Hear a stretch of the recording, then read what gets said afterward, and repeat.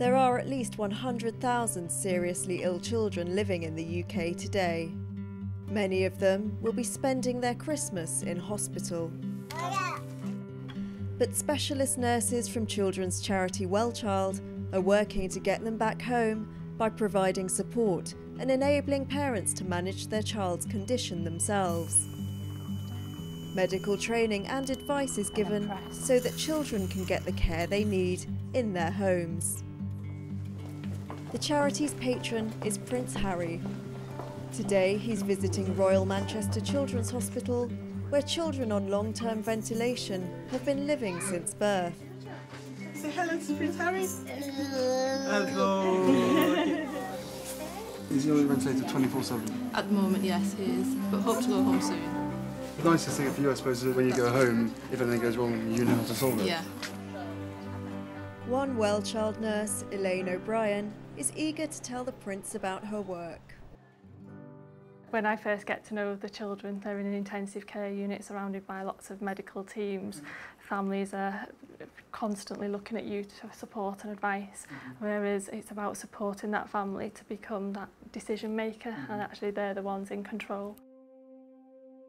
Recently, Elaine worked with Jill and Colin, who in 2010 were expecting their first child together.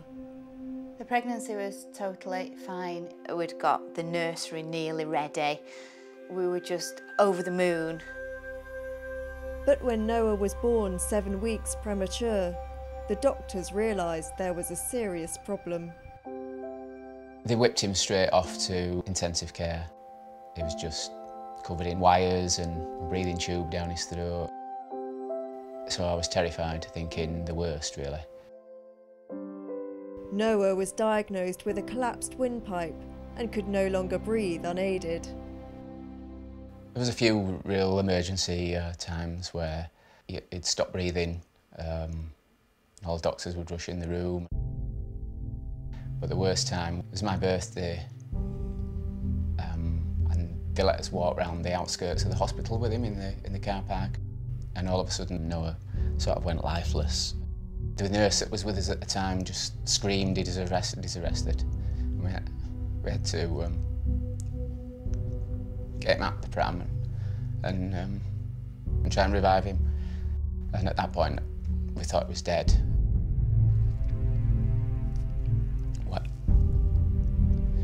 We managed to revive him. So thankful he was alive when he finally took a breath. Just that whole period of time was not pleasant. Noah was so unstable, even with a tracheostomy to open his windpipe, he kept going into arrest.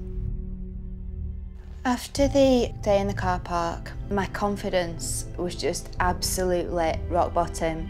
There was going to be no way in my mind that I could keep this baby alive on my own without a whole squad of doctors.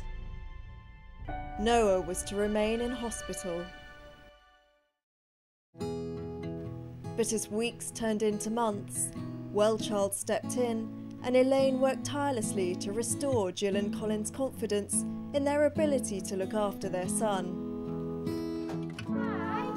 After 10 long months, Noah was finally stable enough to go home. Now 4 years old, Noah has been able to stay with his family thanks to the training Elaine gave Jill and Colin. Throughout everything, Elaine was checking on how we were. The emotional support that we had was as important as any practical support that they gave us. Just having somebody there that understood. And being back at home means that children have the opportunity to develop as any other child would. Have you seen a massive improvement since he's been at home? Huge improvement. He started walking at home, he started speaking at home. When you see Noah at home, it's a whole different level. Yeah, it's a completely different level, yeah. Oh, hats off to all of you, really genuinely. There are just 20 WellChild nurses in the UK, reaching only a fraction of children who need their vital support. WellChild gave us the opportunity to get our lives back, to get us home and get us living a normal life. After we'd been home a little while, I remember a Saturday tea time, and I realised that we were sat here without a nurse, but they're all sitting watching the football, and I thought, this is what every other family does on a Saturday tea time.